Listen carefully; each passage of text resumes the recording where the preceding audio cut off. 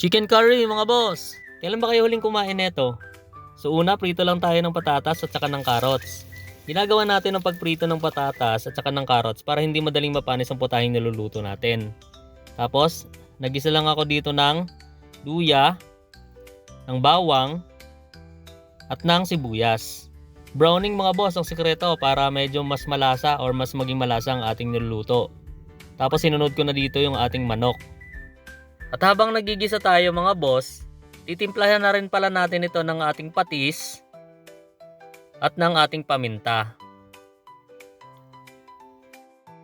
Make sure lang mga boss na medyo maputla na yung ating manok bago natin isabay sa gisa yung ating curry powder.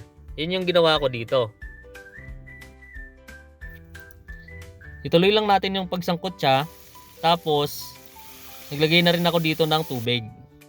So in-scrape ko lang yung fond doon sa ilalim para yung lasa ma-extract pa natin. Tapos pinakuluan ko lang yung ating manok, siguro mga 10 minutes para lumambot. At saka ibinalik natin yung patatas at saka nung carrots. And then lagay na rin natin yung red and green bell pepper. Tapos naglagay pa pala ako dito mga boss ng butter para mas lalong maging smooth pa yung sauce ng ating chicken curry. Reduce pa natin ng konti yung sabaw natin mga boss at saka nilagay ko na rin yung gata para mas lalong maging creamy yung ating sauce.